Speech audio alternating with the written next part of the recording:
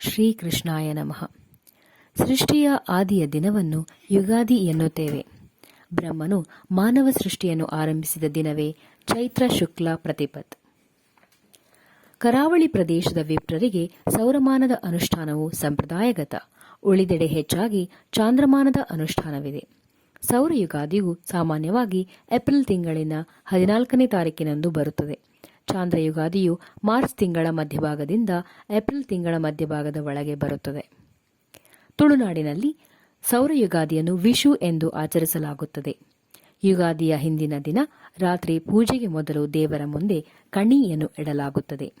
ದೇವರ ಮುಂಭಾಗದಲ್ಲಿ ರಂಗೋಲಿ ಬರೆದು ಅದರ ಮೇಲೆ ಹರಿವಾಣದಲ್ಲಿ ಅಕ್ಕಿ ಇಡಲಾಗುತ್ತದೆ.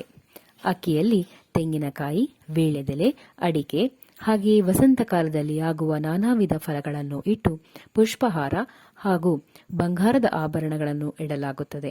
ಅಲ್ಲಿಯೇ ಒಂದು ಕನ್ನಡಿಯನ್ನು ನಮ್ಮ ಪ್ರತಿಬಿಂಬ ಕಾಣುವಂತೆ ಇಟ್ಟು ಪಂಚಾಂಗ, ಕುಂಕುಮ, ಅರಿಶಿನಾದಿಗಳನ್ನು ದೀಪವನ್ನೂ ಇಡಲಾಗುತ್ತದೆ. ಇದನ್ನೇ ಒಟ್ಟಂದದಲ್ಲಿ ಕಣಿ ಎನ್ನಲಾಗುತ್ತದೆ.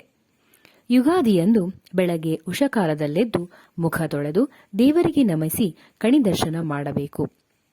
ಫಲ, ಧಾನ್ಯ, ಸುವರ್ಣಾದಿಗಳನ್ನು ನೋಡಿ ದೀಪದ ಬೆಳಕಿನಲ್ಲಿ ಕನ್ನಡಿಯಲ್ಲಿ ಮುಖ ನೋಡಿ ಕುಂಕುಮವನ್ನು ಹಚ್ಚಿಕೊಂಡು ಮನೆಯಲ್ಲಿರುವ ಹಿರಿಯರಿಗೆ ನಮಿಸಬೇಕು. ಇದು ಯುಗಾದಿಯ ದಿನದ ಮೊದಲ ಆಚರಣೆ. ಮಂಗಲ ದ್ರವ್ಯ ದರ್ಶನ ಅಥವಾ ಕಣಿ ದರ್ಶನವಾದ ಮೇಲೆ ಹಿರಿಯರಿಗೆ ನಮಿಸಿ ತೈಲಾಭ್ಯಂಗ ಸ್ನಾನ. ವಸಂತಾದಿಯಲ್ಲಿ ಅಭ್ಯಂಗ ನಡೆಸಿದ್ದರೂ ಸೌರ ವರ್ಷವನ್ನು ಆಚರಿಸುವವರು ಸೌರ ಯುಗಾದಿಯಂದೂ ಕೂಡ ಎಣ್ಣೆ ಹಚ್ಚಿ ಸ್ನಾನ ಮಾಡಬೇಕು. ಮುಂದೆ ನಿತ್ಯ ಅನುಷ್ಠಾನವನ್ನು ಮುಗಿಸಿ ನೂತನ ವಸ್ತ್ರಧಾರಣೆ, ಹೊಸ ಬಟ್ಟೆಯನ್ನು ದೇವರಿಗೆ ಸಮರ್ಪಿಸಿ ಉಪೇಂದ್ರ ಮೂರ್ತೆಯೇ ನಮಃ ಎಂದು ಉಪೇಂದ್ರನನ್ನು ಧ್ಯಾನಿಸಿ ಧರಿಸುವುದು. ದೇವರಿಗೂ ಗುರು ಹಿರಿಯರಿಗೂ ಮತ್ತೊಮ್ಮೆ ವಂದಿಸಿ ಪಂಚಾಂಗ ಶ್ರವಣವನ್ನು ಮಾಡಬೇಕು.